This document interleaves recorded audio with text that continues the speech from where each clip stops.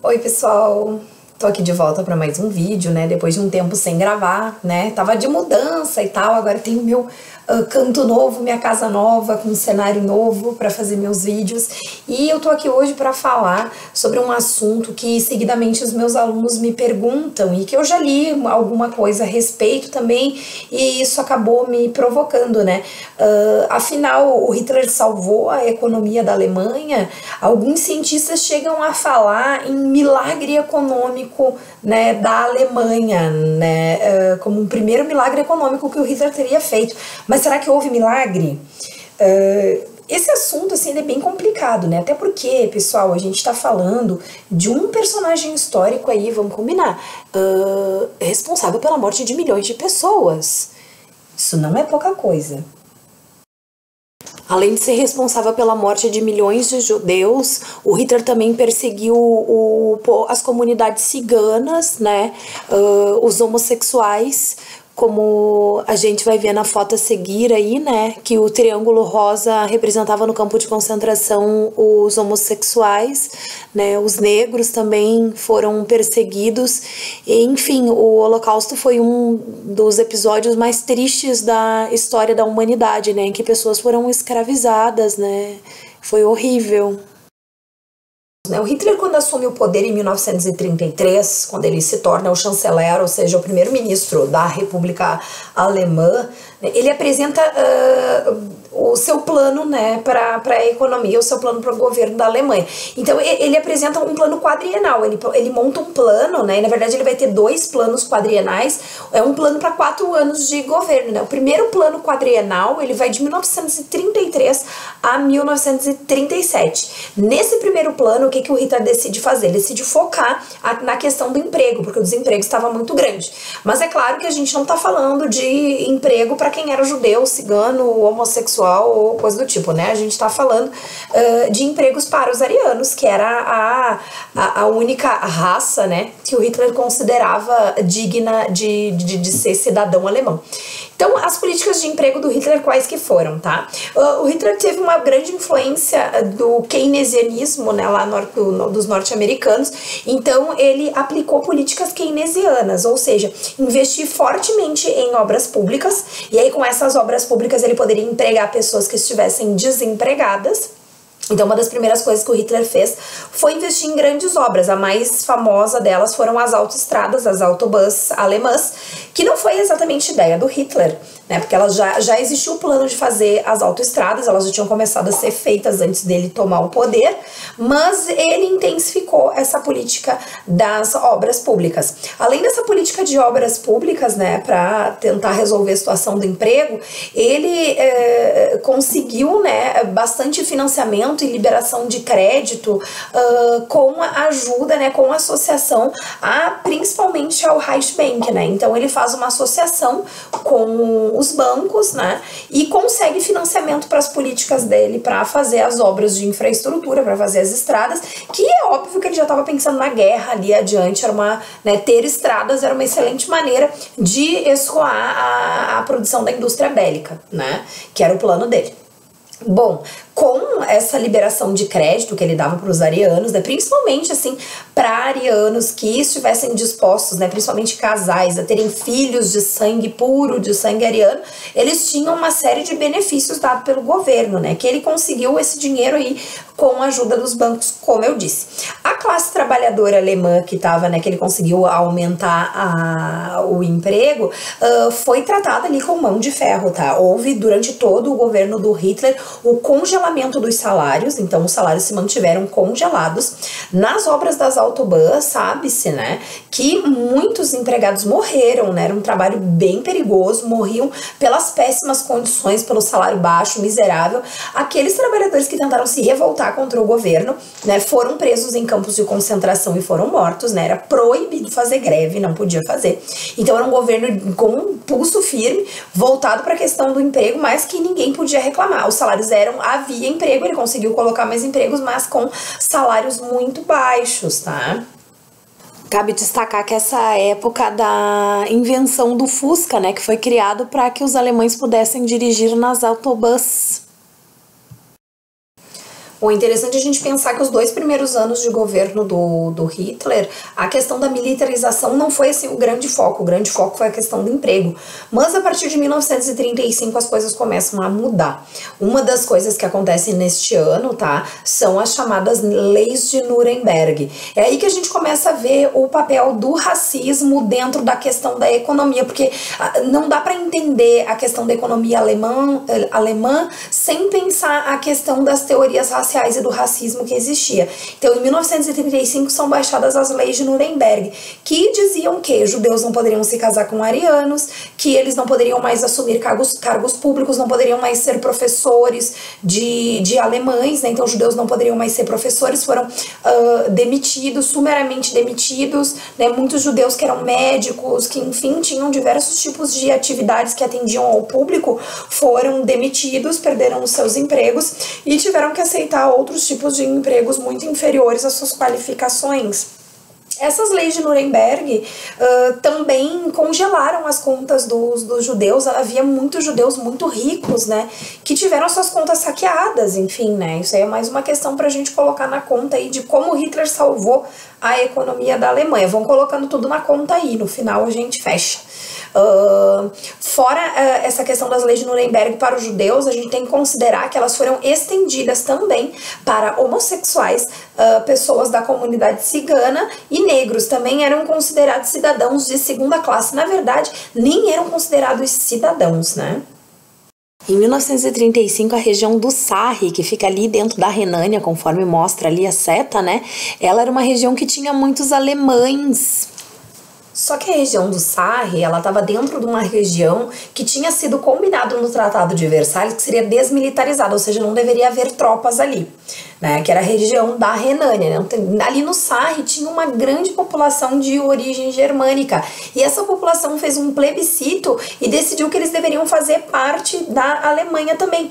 Então o Hitler, contrariando o Tratado de Versalhes, vai entrar com o exército ali na região do Sarre. Então é aí que ele já começa a mostrar o lado militarizado, né, do governo dele, ali já em 1935, tá? Bom, e logo em seguida, né, da anexação do Sarre, ele ocupa o resto da Renânia.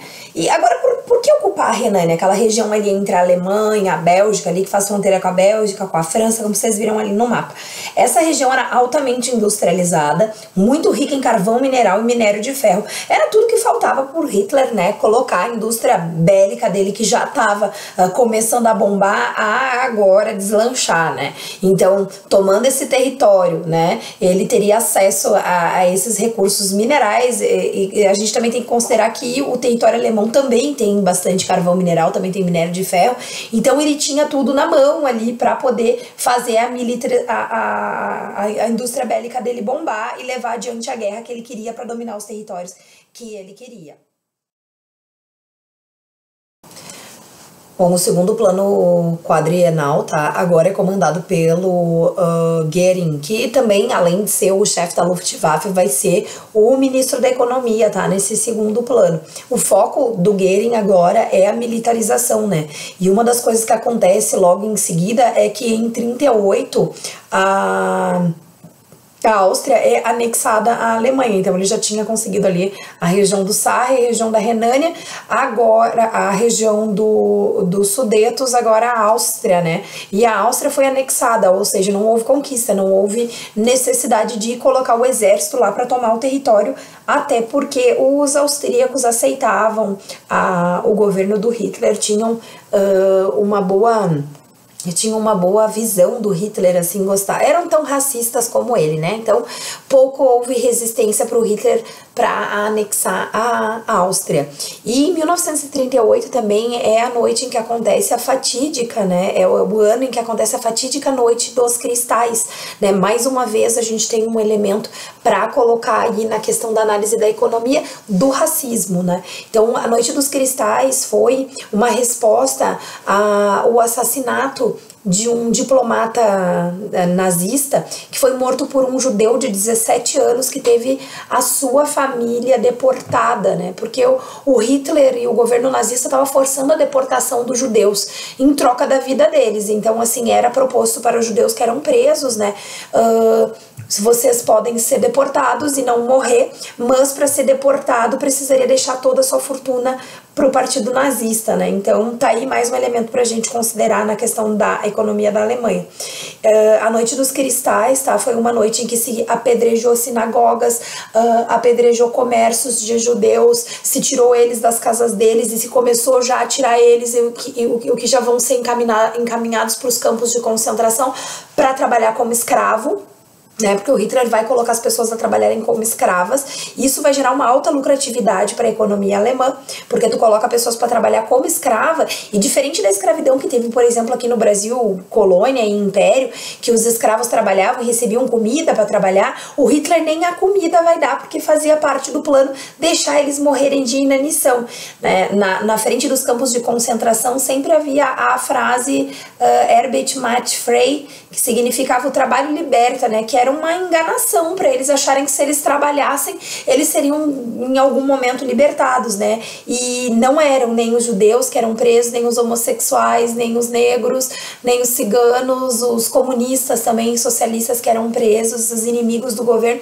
trabalhavam literalmente até a morte, né? Então alguns filmes mostram como eles tentavam ludibriar as pessoas, fazendo parecer que não eram lugares terríveis os campos de concentração, forjando fotos e uma imagem errada do campo de concentração como uma prisão até com certas regalias, o que era mentira, né? Então em 1938 acontece essa Noite dos Cristais, e aí mais uma vez, e dessa vez, né, já tem início, né, o processo de que vai culminar lá com a solução final, que vai ser o extermínio de todos os judeus da Europa, né? Então se começa tirando eles das casas deles, dos comércios deles, colocando eles em outros lugares, os comércios, as riquezas, as obras de arte, as joias, as poupanças desses judeus são todas roubadas, né? E isso é agregado ao caixa alemão e vai ser de alguma forma reorientado esses dinheiros para auxiliar na economia alemã dos ditos arianos, né?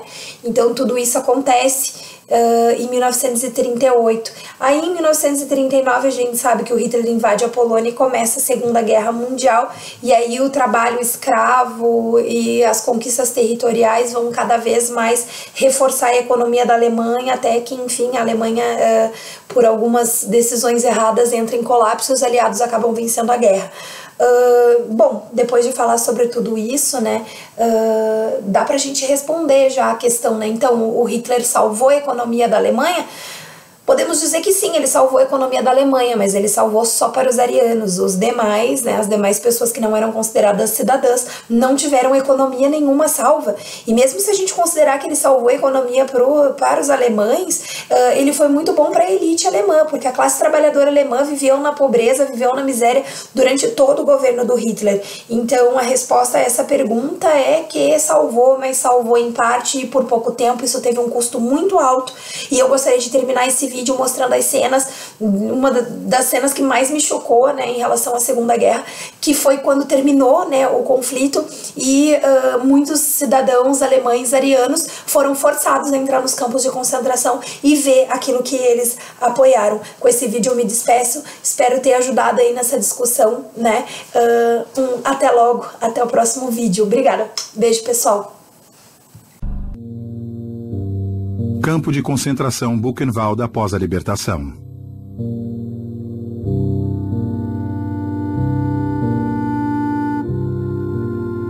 Alemães locais forçados a ver as atrocidades. – 15 de abril de 1945.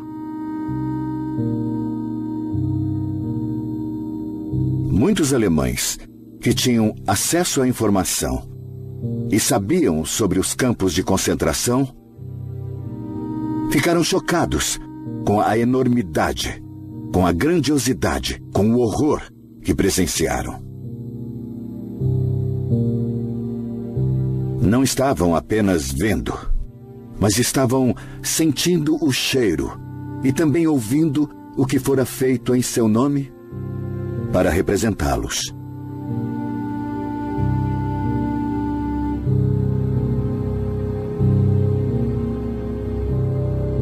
E para criar uma conexão, hoje, com os alemães, que são netos ou até mesmo bisnetos dessa geração, ainda há a questão de que aquilo foi feito em nome da Alemanha.